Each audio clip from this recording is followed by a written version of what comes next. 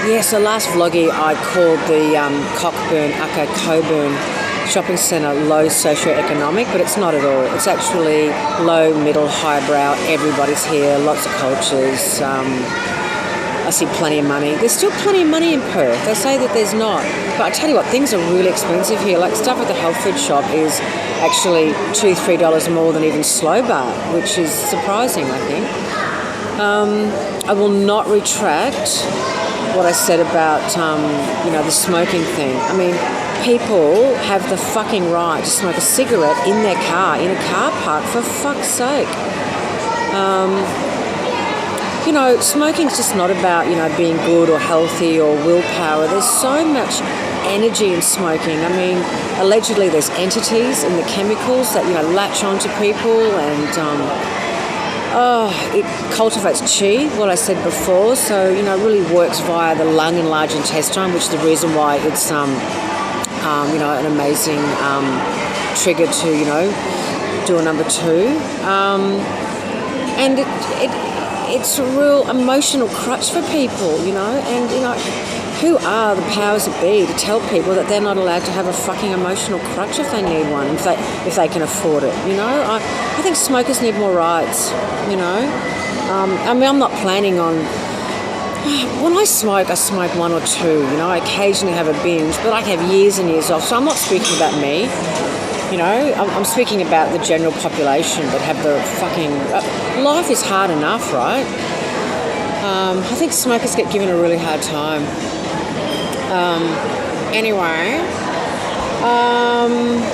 I had a packet of, not a packet, I threw the other half away of pitted organic prunes. I'm hoping that kind of has a bit of stuff happening. I'm having a green tea. I'm at the Shingle Inn.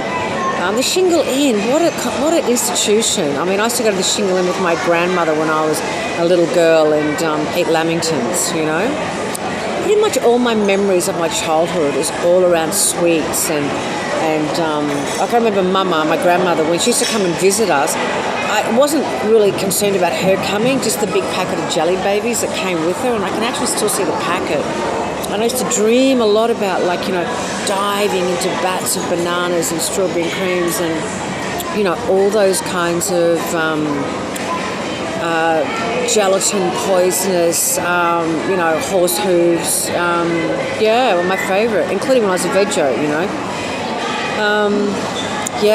I mean, it's no shit about the natural confectionery lolly thing. I mean, my God.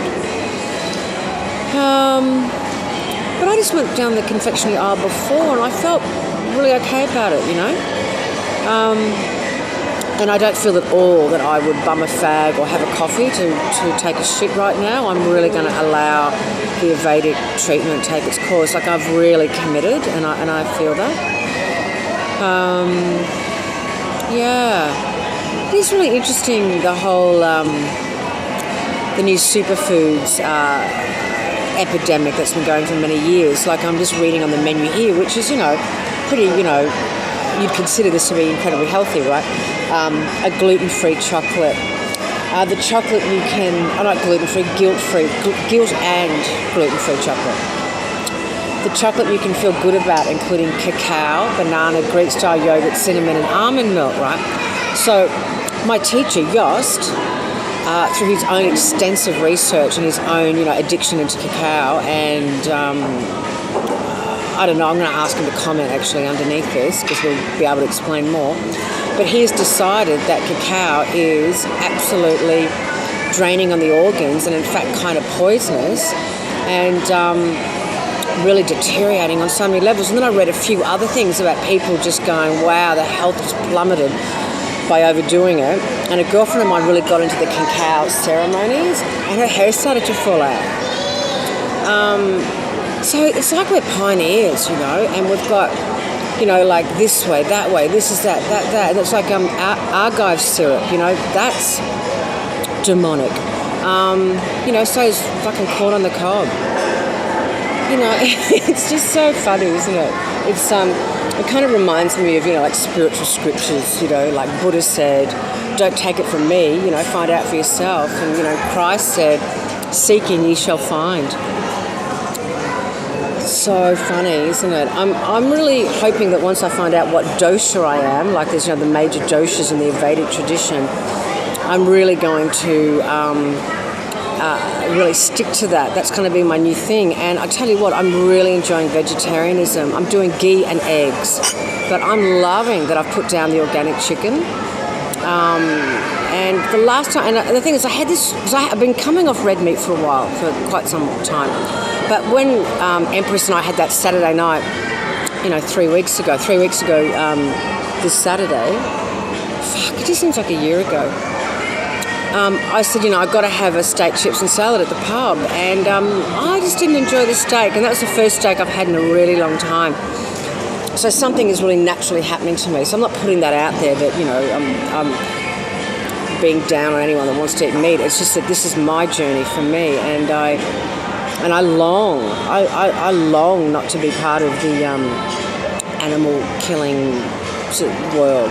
You know, like I'm going to look out for, you know, grass-fed ghee, you know, and spend the money on knowing that the ghee is coming from, you know, like an organic or biodynamic source. Yeah, I'm feeling really positive. I mean, you know, the only thing I really want to experience is that shit. But it will happen anyway because Rupert's coming at 4 o'clock to put the warm oil up where the sun don't shine. And that'll make me go anyway, but I'm hoping to go before them. She reckons I'm so dry on the inside, which is also, you know, the pathology of being menopausal. That's what happens. You don't bleed because you dry up. And so it's got a lot to do with that, but then just my own thing. She reckons it's all about that my body is taking the nurturing in so much. I love Rupa and I love the girls and I love my hosts. So I'm having a really beautiful time, I reckon. Yeah, I do. So I'll let you know how it goes. It's just, you know, I know it must be top of mind. And don't forget to click if you haven't already. I'd really appreciate it. Clicky, click, click, click. Later.